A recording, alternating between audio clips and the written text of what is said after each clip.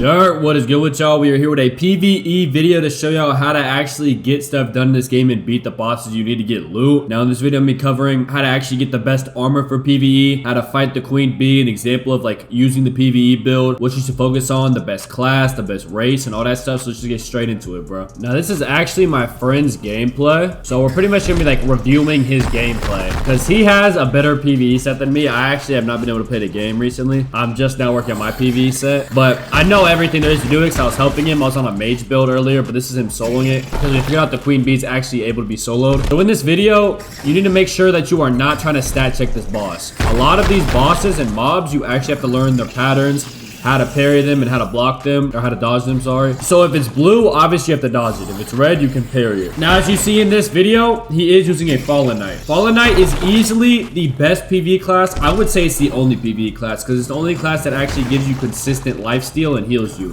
He also has relics, like the honey relics, and blocks on his moves that help give him more lifesteal. We'll go into that in a little bit. Right now, we're just gonna focus on the actual queen bee boss fight.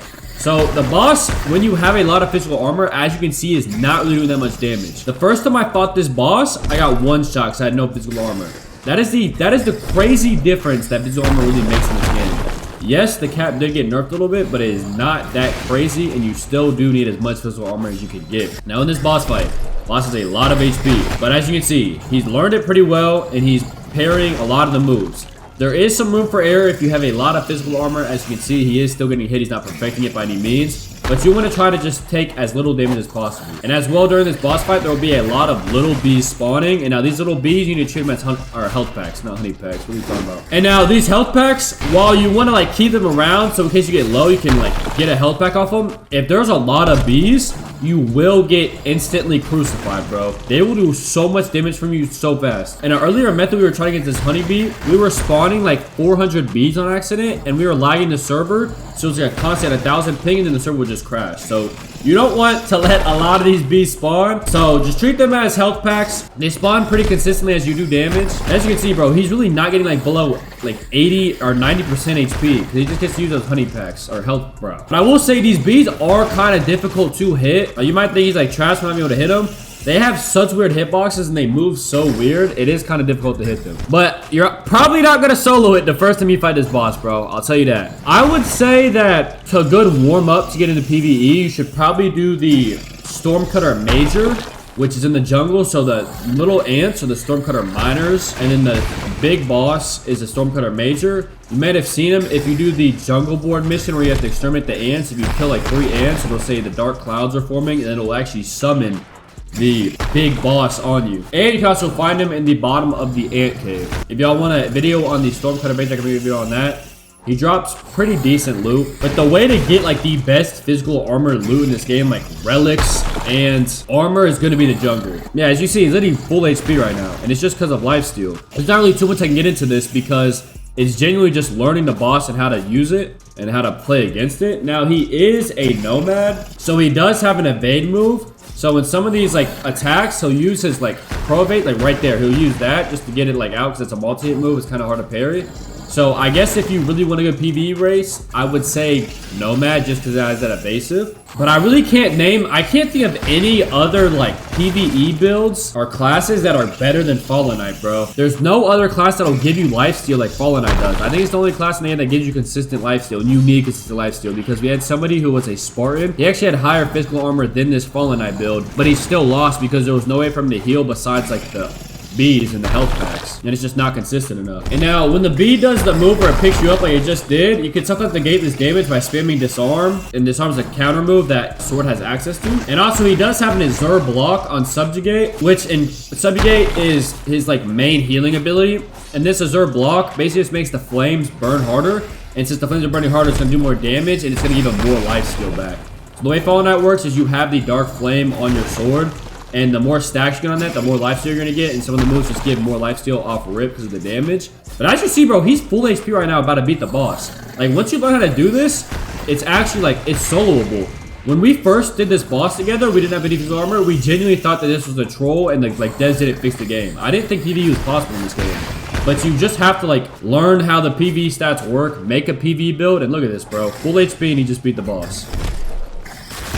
Yeah, like, it's, like... Like, if you would have shown me this video a week ago, I would have thought you were smoking dick. Because this is crazy. And now to loot, you get some life shards, you get some relics, the honey relics in there. There'll be good armor and legendary weapons, and that's why you want to be farming it mainly. So now let's get into the best spots to farm for the physical armor, how to get the most physical armor, and the best class to go. I already covered Fallout, but I'm going to show y'all the best way to get it and the best way to build it. All right, to get the steel thing, if you 20% physical armor or 20 physical armor, this is forest. I just climbed up here because it's easier to do it this way instead of running through tundra. If you know how to get to the castle, you don't have to use this, but it's just a fast way for me to get to the castle. So I just climb all the way up here. This is tundra, and we should be able to see castle. Oh, that's tough. My castle over there. And then we just glide literally straight forward. You can pull up the damn notebook. Check. Ultra class trainers. You literally just glide over this, so you don't have to worry about running through. Tundra is so free. It's just I don't like dealing with all the ice things and little like ice bats because they are so fast and they have the craziest range of all time, and they're just annoying as hell to deal with. So we made it to the castle. So once we get to the castle, you'll find the job board. Now my friend said he's only gotten one of these before, which actually is really fun. Oh yeah, this quest is bugged and it doesn't give you a chest when you do the Kingslayer one. Oh my god. Oh, I got it. Okay.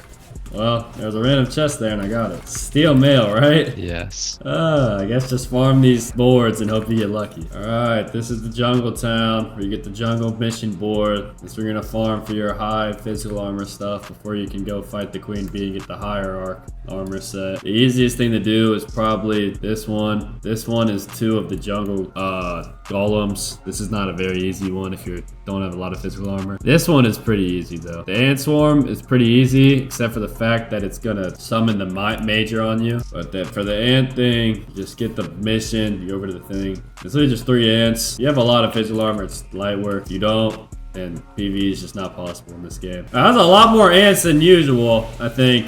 Why the fuck is there 5? It's because there's 2 of us in the party. Yeah, at least I don't get like instantly one-shot by these ants. These ants used to do way more damage.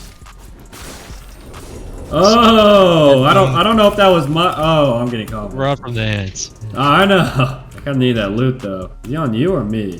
He's on you. I'm going back for that loot. No, he's on you. Okay, I'm going for the loot. Okay, so pretty much you just want to farm the jungle boards until you get a decent set of physical armor. Now, these chests will also drop the relics, so the relics to be on the lookout for are the cobalt shield, armor polish, and turtle shell. These will each give 6% physical armor. And you also want to look out for the captain's coat. And then for the boots and helmet, it's hit or miss. It is much harder to find good physical armor boots and helmet than it is coats. But you also find these in the jungle. So mainly these are going to give you your physical armor, your relics, and then the steel mail, and then just find a decent coat, which is like 6 physical, and then like 4 or 5 physical in the helmet, and then like 3 physical in the boots, and you should have enough to go fight the queen bee. I would get around 46 to 50 total physical armor before you try to fight it, but yeah.